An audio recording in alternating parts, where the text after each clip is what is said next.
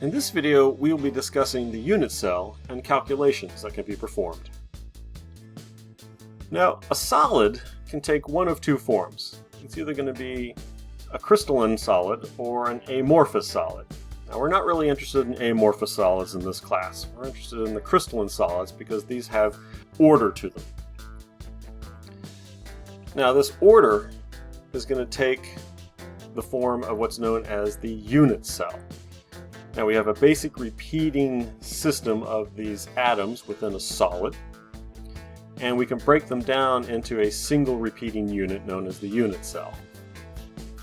In this class, we have three different types of cubic cells. We have the very simple or primitive cubic cell, the body-centered cubic cell, which has an atom crammed in the middle of a simple cubic, if you want to think of it like that, and then the much more complex and much more efficient, the face-centered cubic cell. Notice in the face-centered cubic cell, we've actually managed to cram a lot more atoms within the unit cell. Now, in each unit cell, you notice that if we break it down into lattice points, we can see here on the simple cubic cell that, well, there is an atom at each of the 8 corners. Well, each corner is going to slice that atom into a 1/8 of an atom. If we have 8/8, we have a single atom total within our unit cell. So a simple cubic contains one atom within its unit cell. The body-centered, well, it's very similar.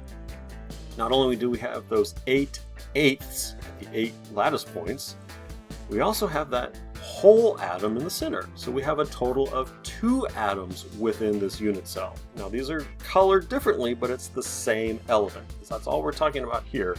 We're talking about unit cells of the same element. And then finally, in the face-centered cubic, we have our 8/8 at the 8 corners. But instead of a single atom in the center of the unit cell, we actually have an atom at each face, and it's cut in half.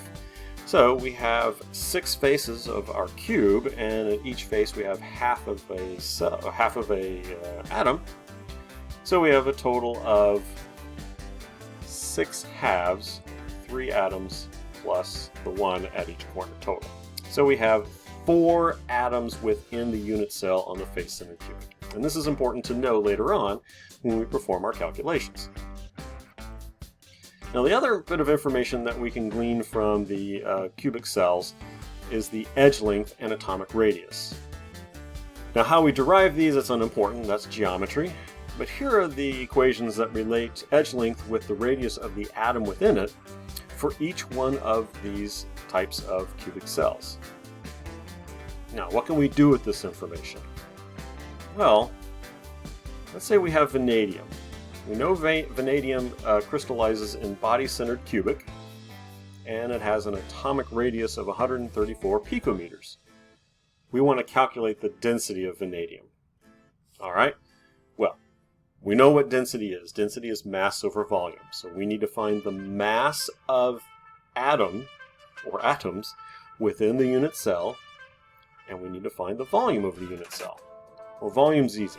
This is a cube, so we just need one length, and we cube it, and that's going to give us our volume. So that's just the edge length.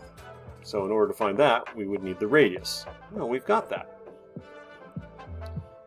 Now, when it comes to mass, well, we need to know the mass of the atom in there, and we need to know how many atoms we have. Body-centered cubic, we know we have a total of 2 atoms. So, first let's do the easy part. Let's calculate edge length. We have that equation. We know the atomic radius. The edge length is 309.46 picometers. Okay, so if we just cube that, we're going to get our volume. However, let's put it in the correct units. Let's put it in centimeters. Now, for every 1 centimeter, we have 1 times 10 to the 10 picometers. So we go ahead and convert this to centimeters. And now we're going to cube it. And we have our volume of 1 unit cell. So next, we need to find the mass. Now this is a little tricky. We have to think about this. We don't really know the mass of an individual atom, but we do know the mass of a mole of atoms.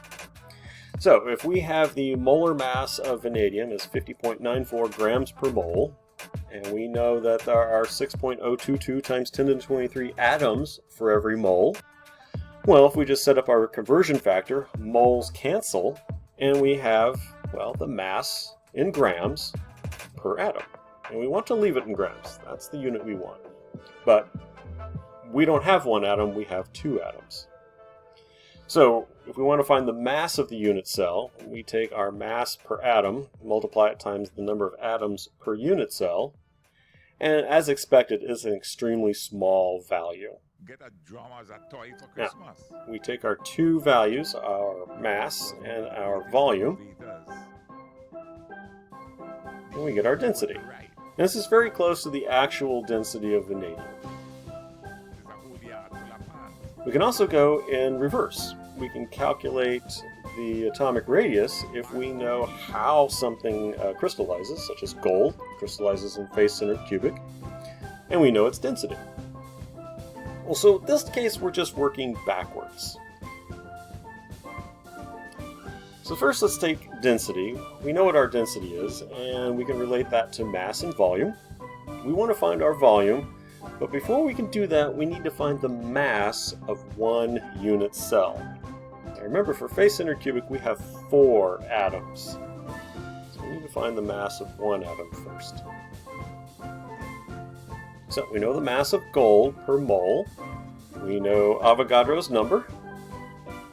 So we can find the mass of one gold atom, multiply that times 4 that we have per unit cell, and we can find the mass of one unit cell. With that mass and the density, we can find our volume.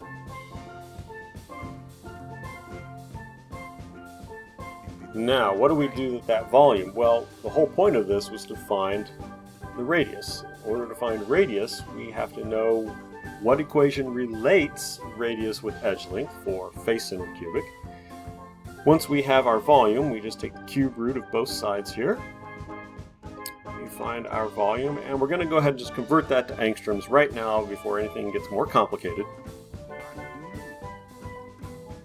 And now we use the equation that relates radius and edge length. We know our edge length now, and we're going to plug that in. And we find out that the radius of gold is about 1.44 angstroms, which is very close to the actual value. We can also do some more complicated calculations with all of this. Let's say we have an unknown compound. We know it crystallizes in simple cubic. We know its density and its atomic radius. We want to find out what its molar mass is.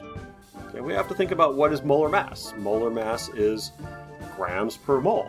So we need to find the mass of one unit cell in grams, and we need to find the number of moles in one unit cell. Well, the number of moles in one unit cell, well, there's only one atom, so we just need to divide this by Avogadro's number, and that's going to give us the number of moles. Should be a very small number. Alright, so we're halfway there. Now we just need to find the mass based on the density and the atomic radius. Okay, so we have density here. We're going to rearrange this to solve for mass. Okay, well, before we can do that, we need to find the volume. So, simple cubic, A equals twice the, or edge length equals twice the radius. So we're going to go ahead and plug in 2 times the radius in for volume, cube that. So there is our volume, very small in picometers. Now we're going to have to convert this to centimeters. Very careful when you do this. You need to cube that conversion factor.